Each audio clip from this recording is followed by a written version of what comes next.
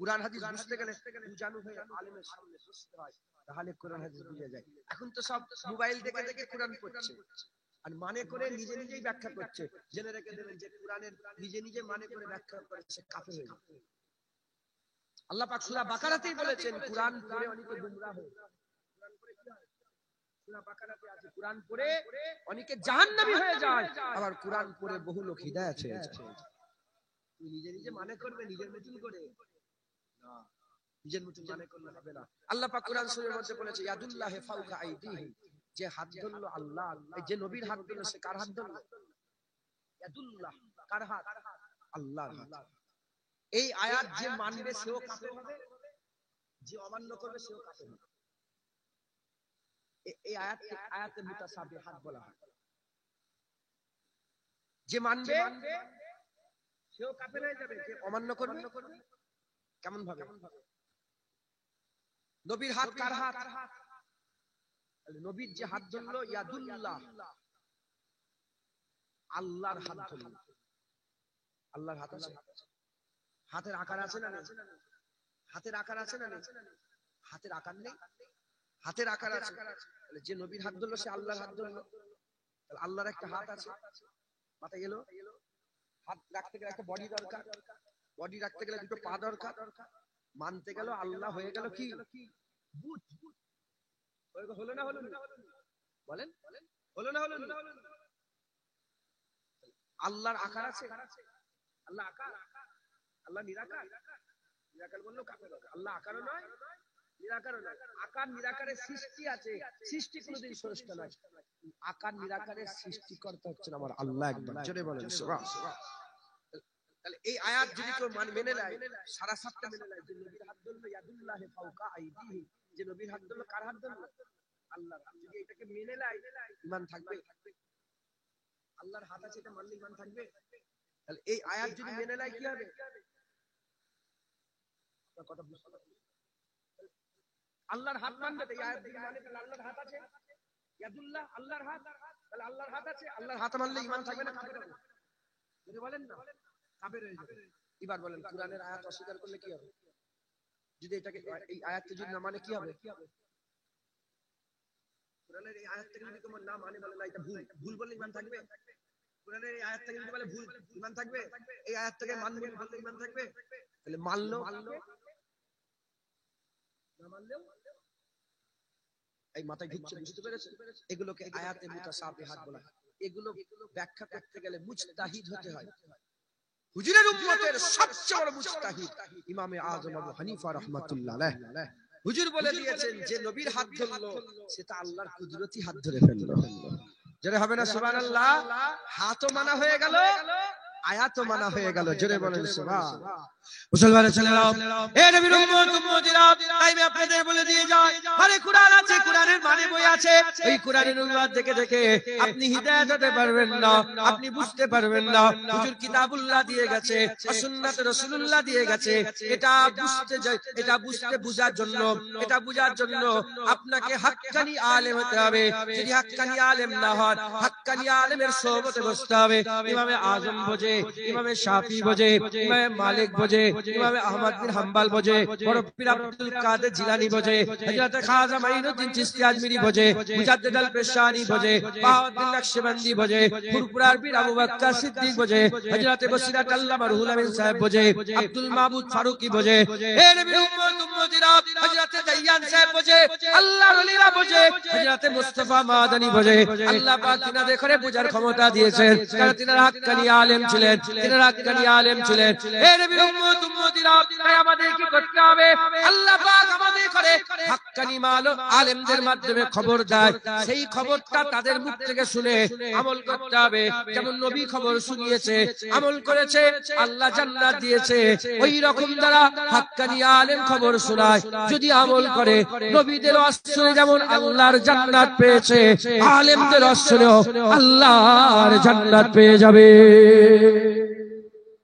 সুবহানাল্লাহ। তাই আমি একটা আয়াতে কারিমা পাঠ করেছি। আল্লাহ যে আল্লাহর রাসূল যেটা দিয়ে গেছে, আমাদের জন্য দিয়েছেন কিতাবুল্লাহ। কিতাবুল্লাহতে 6666টা আয়াত আছে। এই 6666টা আয়াতের মধ্যে একটা আয়াতে কারিমা আল্লাহ হুজুর পাকের নারায়ণ পাকের বরকত আমার জীবন দিয়ে পড়িয়েছেন, আমি পড়েছি আপনাদের ঘরে। সেই আয়াতের একটু খবর দেবো, জেনে রেখে দেবেন। এই আয়াতের খবরটা পেয়ে যদি এই অনুযায়ী আমল করতে পারেন, ইনশাআল্লাহ আল্লাহ আপনাদের দরজা বুলন্দ করবে। একবার জোরে বলেন, আজ জোরে হবে না সুবহানাল্লাহ। মুসলমানের ছেলেরা, খুব খেয়াল করে শুনে রেখে দেন, আমার আল্লাহ পাক কুরআন শরীফের মধ্যে আল্লাহ পাক খবর দিচ্ছেন। কি খবর দিচ্ছেন? আমার আল্লাহ পাক বলছেন, ইয়া আইয়ুহাল্লাযীনা আমানুত্তাকুল্লাহ। কি খবর দিলেন? আল্লাহ পাক কুরআন শরীফে খবর দিয়ে জাহান্নামের খবর দিয়েছেন না? ফিরাউনের খবর দিয়েছেন না? তার পরিণতির খবর দিয়েছেন না? নমরুদের খবর দিয়েছেন না? তার পরিণতির খবর দিয়েছেন না? মুসা আলাইহিস সালামের খবর দিয়েছেন না? মুসা আলাইহিস সালামের সাথে একজন মুস্তাজাবুদ দাওয়াত ছিল, আল্লাহ দোয়া কবুল করে নিতেন।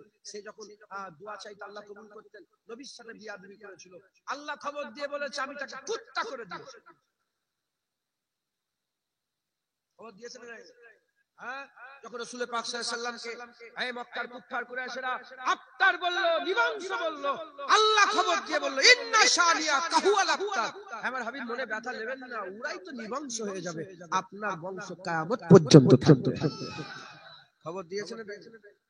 যখন রাসূলুল্লাহকে কেউ পাগল বলেছে, আল্লাহ খবর দিয়ে বলেছে ও তো জারজ সন্তান, ওর বাপের ঠিক নেই, এজন্য রাসূলুল্লাহকে পাগল বলেছে।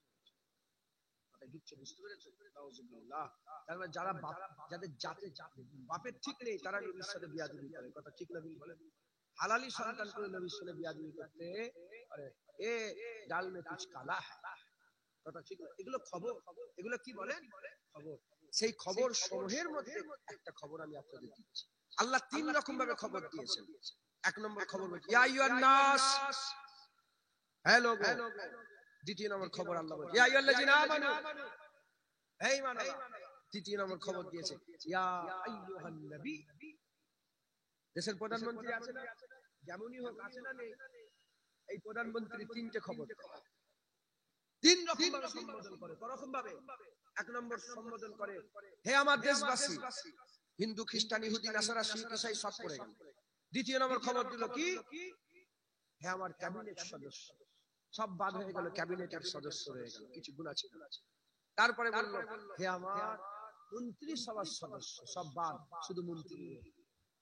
আল্লাহ বলেছে ইয়া আইয়ুহান নাস, হিন্দু খ্রিস্টান ইহুদি নাসারা মানব মণ্ডলী নাস্তিক থেকে সবাই পড়ে গেল। মুমিনও আছে, মুসলমানও আছে, কাফেরও আছে, সব রকম লোক আছে না নেই? দ্বিতীয় নম্বর বলল ইয়া আইয়ুহাল্লাযীনা আমানু, হে ঈমানওয়ালা। এখানে সব ধর্মের লোক বাদ, শুধু ঈমানওয়ালা রয়ে গেল।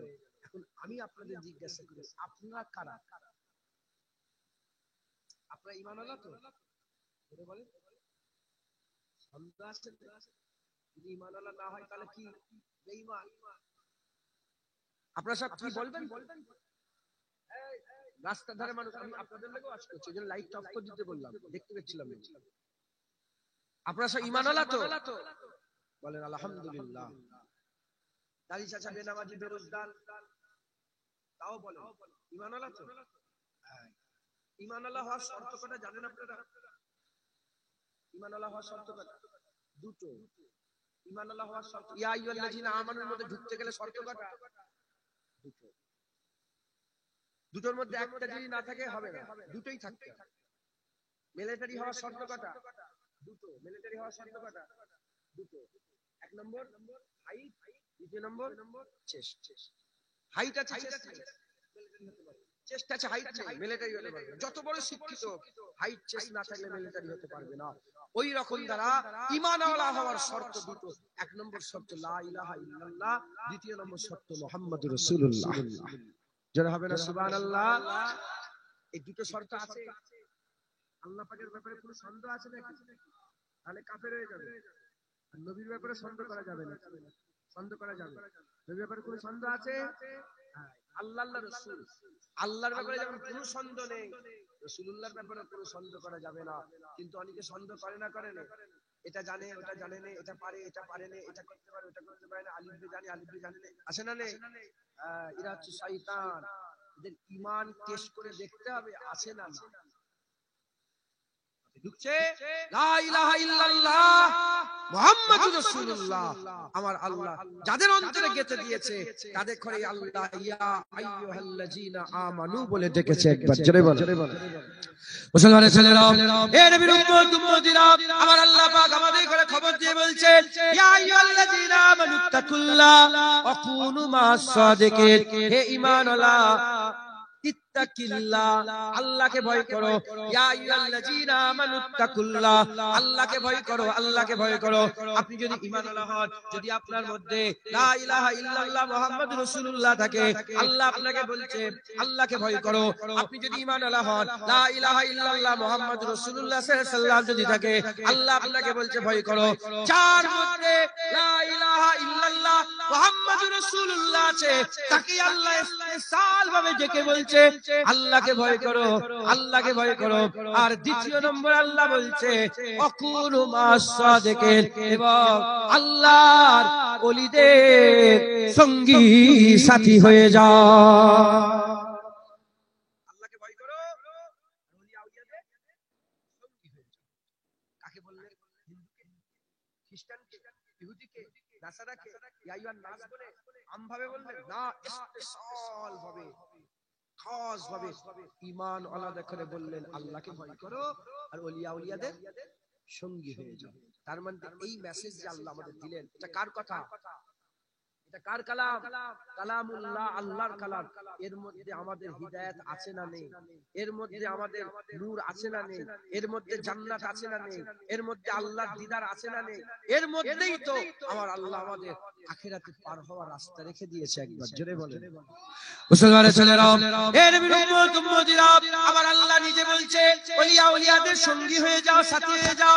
এবার যারা বলে ওলিয়া উলিয়া আবার কোথা থেকে এলো, পীর আবার কোথা থেকে এলো, গৌস আবার কোথা থেকে এলো, এসব কথা বাদ দাও। কোরআন হাদিসে ওলিদের কথা নেই, তাদের করে বলে দিয়ে যায় তোমরা তো আল্লাহর হুকুম অমান্য করছো, তাই তোমাদের ঠিকানা কোথা আমি জুনায়েদ বলতে পারবো না। এ আল্লাহর ব্যাপার, তোমার ব্যাপার। তবে বিজদান বলছে তুমি তো আল্লাহর হুকুম অমান্য করে নিজের জায়গাকে জাহান্নামের দিকে নিয়ে যাচ্ছ।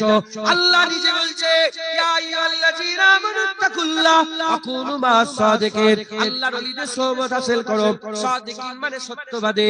সত্যবাদী ওলিকে বলা হয়, আল্লাহর নেক বান্দাকে বলা হয়, এক কথায় হাক্কানি আলেমকে বলা হয়। তাদের সঙ্গী সাথী হয়ে যাও, তাদের সঙ্গী সাথী হয়ে যাও। কেন আমার আল্লাহ পাক বললেন? এর ব্যাখ্যাতে উলামায়ে হযরতরা বর্ণনা করছেন, এক পুকুরিতে যদি গোলাপ থাকে, এক পুকুরিতে যদি গোলাপ রাখা থাকে, আর তার সাথে যদি একটা ইটের টুকরা, একটা মাটির টুকরা, শুকনা ঠনঠনে মাটির টুকরা, তাতে খুশবু বেরোয় না, তাতে খুশবু বেরোয় না, মাটি থেকে তো খুশবু বেরোয় না। ওই খুশবু না বেরোনো মাটির ঢিলাটাকে, খুশবু না বেরোনো মাটির ঢিলাটাকে যদি গোলাপের সঙ্গে রেখে দেওয়া হয়, কিছুক্ষণ পরেতে, 1 ঘন্টা 2 ঘন্টা পরেতে ওই মাটির ঢিলা তুলে যদি নাকের মধ্যে নেওয়া হয়, দেখা যাবে ওই মাটির ঢিলা থেকে গোলাপের খুশবু বেরোতে আরম্ভ করেছে। আল্লাহর ওলিদের ঘরে আল্লাহ খুশবুওয়ালা করেছে। তুমি যখন তোমার এই শরীরটাকে নিয়ে, তোমার দিলটাকে, কলবটাকে নিয়ে, তুমি তোমার উজুদটাকে নিয়ে যখন ওলিদের সোহবত হাসিল করবে, তাদের খুশবুতে তোমার কাছে খুশবু ছিল না, আমার আল্লাহ তোমার মধ্যেও খুশবু দান করে দেবে। সুবহানাল্লাহ।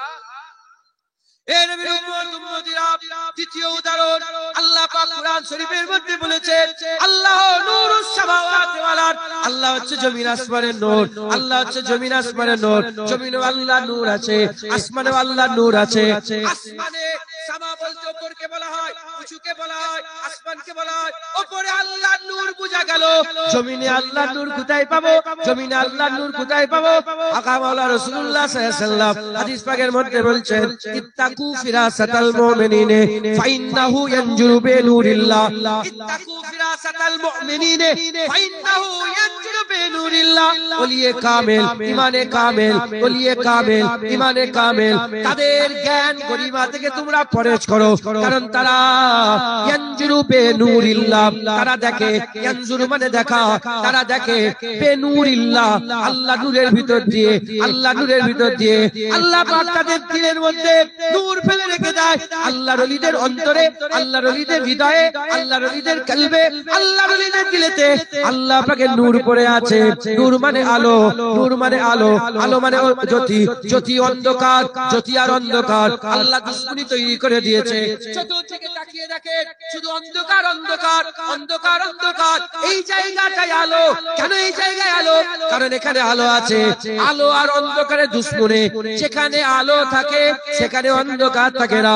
আল্লাহর ওলিদের দিলেতে আল্লাহ পাক নূর ফেলে রেখেছে, আল্লাহ পাক নূর ফেলে রেখেছে। আমাদের দিল অন্ধকার হয়ে গেছে, আমরা আমাদের অন্ধকার দিলটাকে নিয়ে আল্লাহর ওলিদের সোহবতে যখন বসে যাব, তাদের দিলের আলোতে আমাদের অন্ধকার দিলকে আমার আল্লাহ আলোয় আলোকিত করে দেবে।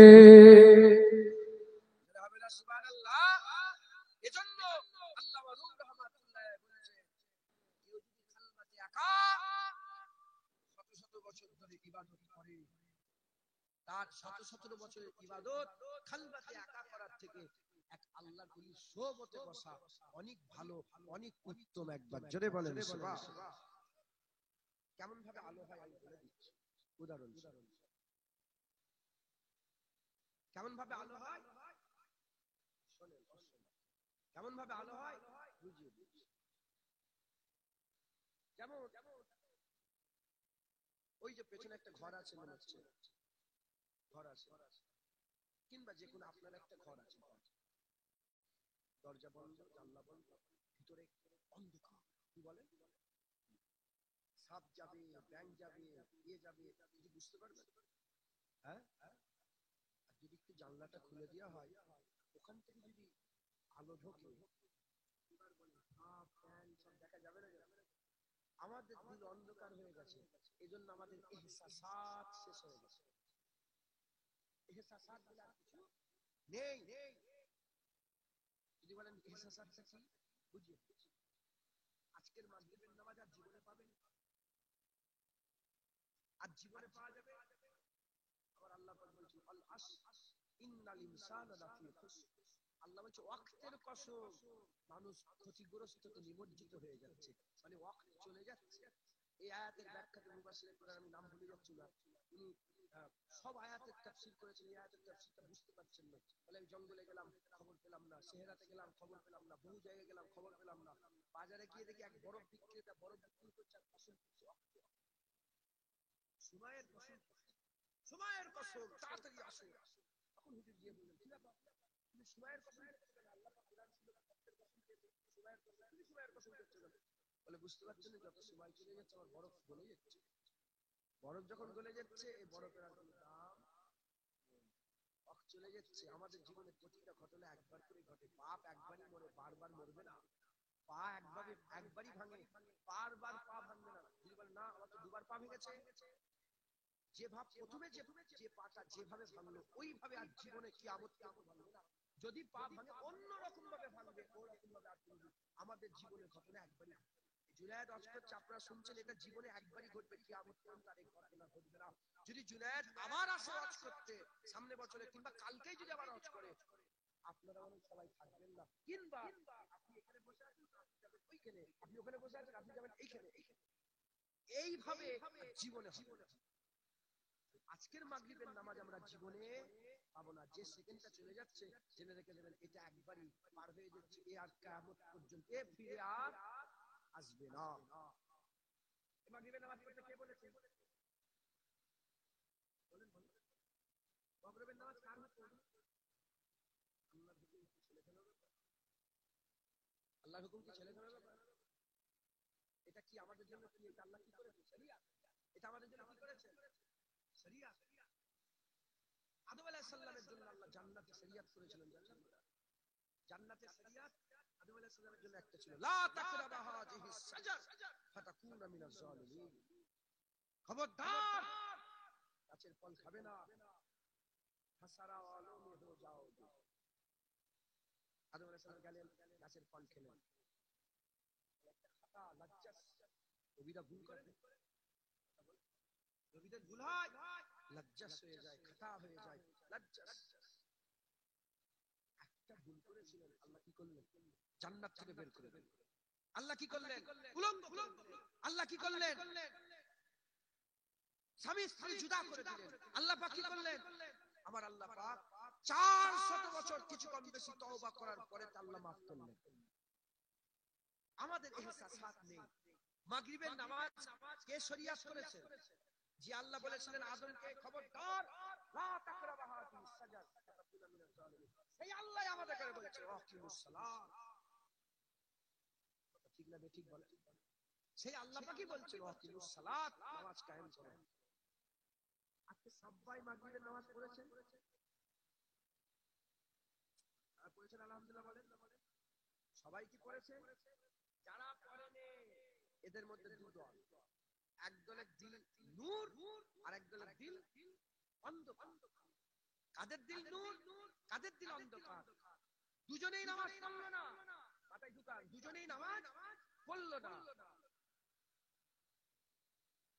যার দিল অন্ধকার তার একবারও খায়ালি হয়নি যে আমি নামাজ অমান্য করছি, একবারও খায়ালি হয়নি যে নামাজ কাজা করেছি, আল্লাহর হুকুম অমান্য করেছি, শরীয়ত অমান্য করে ফেলেছি। যার দিলের মধ্যে নূর আছে সেও নামাজ পড়েনি, কিন্তু খায়াল হয়েছে ভাই হয়ে গেল, আল্লাহ আফসোস আছে। তাহলে যাদের ইহসাসাত আছে তাদের দিলের মধ্যে কি আছে? নূর আছে।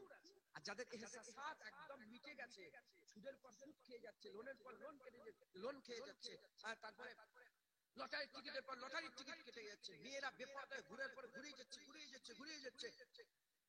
ইহসাসাত যাদের শেষ হয়ে গেছে তাদের দিল কি হয়ে গেছে?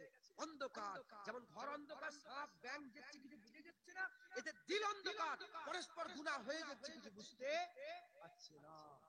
এবার যখন ওলিয়া উলিয়াদের সোহবত হাসিল করবে, ওলিয়া উলিয়াদের দিলের আলো যখন তাদের অন্তরে পয়দা হবে, তাদের দিলের মধ্যে ইহসাসাত পয়দা হবে, চোখের কোণায় পানি চলে আসবে, গুনার কথা খেয়াল করবে, আখিরাতের কথা খেয়াল করবে, কিয়ামতের কথা খেয়াল করবে, আল্লাহর কথা খেয়াল করবে। যখনই খেয়াল করবে বান্দার দিলের মধ্যে নমি পয়দা হবে, ইহসাসাত পয়দা হবে, বান্দা তওবা করবে, আমার আল্লাহ বান্দাকে maaf করবে। কারণ আল্লাহ বলেছে আস্তাগফিরুল্লাহ ইন্নাল্লাহা গফুরুর রহিম। একবার জোরে বলেন, আর জোরে হবে না সুবহানাল্লাহ। ওলিয়া উলিয়াদের সোহবতে বসলে তাদের নূরেতে দিল নূর হয়ে যায়। একবার জোরে বলেন। মুসলমানের ছেলেরা, এ নবীর উম্মত উম্মতিরা, এবার আমি আপনাদের বলে দিয়ে যাই, একটা প্রশ্ন করব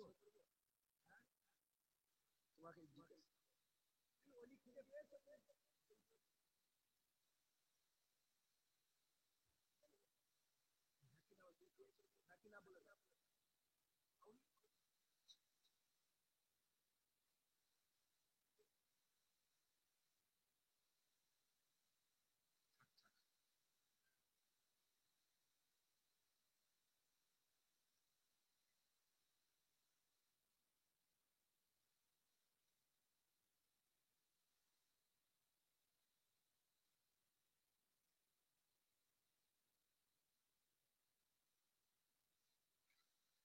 ওর কানটা ধরে বলতে পারছিল জানোয়ারটা, কেউ কথা বলছে, ওরা কি ছিল? শয়তান গুলো।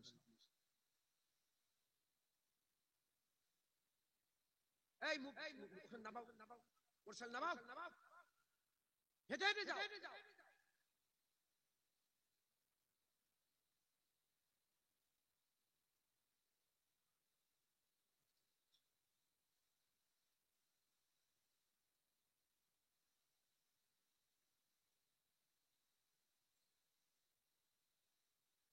মাপ চেয়ে নিচ্ছি, কিন্তু এরকম ভাবে হজ হয় না। বড় বিষয় হজ করছে না, চিল উড়ে কে ডিস্টার্ব করছে আল্লাহর কথায়, আল্লাহর হুকুমে মরে যা। আমি তাহলে বদদোয়া করি এদের লোকে, বাচ্চাগুলোকে বদদোয়া করবো? হুজুর বলছেন আল্লাহর হুকুমে মরে যাও, চিল সঙ্গে সঙ্গে মরে যাবে। আল্লাহর হুকুম, আল্লাহর কথায় ব্যাঘাত ঘটা, কার কথা হচ্ছে? তোমার বাপের কথা হচ্ছে না দুনিয়াতে বাপের কথা? আল্লাহর রাসূলের কথা। আমরা শুনিনি বলে কালকে মদই খাবে, জেনাই করবে, যেমন শুনতে হবে তো। হুজুর বললেন পড়ে গেল, হুজুর আসছে তাই চিল বলল কি করে? চিল বলল কি করে? হুজুর আপনি তো বললেন আল্লাহর হুকুমে মরে যাচ্ছে, মরে গেছে। হুজুর বললেন আমি তো মারতে চাইনি, আলাদা পার্সোনালিটি দিচ্ছে বুঝাতে চাইছে আল্লাহর কথা ব্যাঘাত ঘটে। হুজুর বলেন কোন বেজনিল্লাহ আগের কথা, কোন বেজনিল্লাহ আগের কথা। হুজুর বলে আমার হুকুমে জিন্দা হয়ে আল্লাহর কুদরতে সঙ্গে সঙ্গে মরা জিন্দা হয়ে আবার উড়ে উড়ে চলে যায়। অহংকার নয়, আল্লাহ মাফ, আল্লাহর কথা, আল্লাহর কসম, এটা আমি সোয়াব করছি, যদি সোয়াব করি আমাকে যেন আল্লাহ ধ্বংস করে। আমাদের লোক দেখানি যদি করি আল্লাহ যেন জুনায়েদের মাথার উপরে গজব ফেলে। লোক দেখানি নয়, আল্লাহর হুকুমের কথাই বলছে, আল্লাহর কথায় ব্যাঘাত ঘটে। কত বরবাদ হয়েছে আমাদের ছেলেমেয়েরা, বুঝতে পেরেছে? হ্যাঁ, জিয়ারত করতে যাবে তোমার কবরে পিশাব করবে। আমার মেজবা হুজুর বলতেন এরা কবরে পিশাব করতেও যাবে। তোমরা তোমাদের আখিরাত গুছো, নিজে খুঁজলে যে মজা হয় অন্যজন খুঁজলে দিলে সে মজা পাওয়া যায় না। তুমি মনে করো তোমার ছেলে পেলে কবরে দোয়া চাইবে, কাঁদবে, তোমার কবরে পিশাব করতে যাবে। নিজের আখিরাত নিজে বুঝো, নিজের নামাজ নিজে পড়ো, নিজের হজ নিজে করো, নিজের যাকাত নিজে দাও, নিজের দাড়ি নিজে রাখো, নিজের আখিরাত নিজে বুঝো, নিজের কবরের সওয়াল নিজে গুছিয়ে নিয়ে যাও। কথা ঠিক না বেঠিক বলে?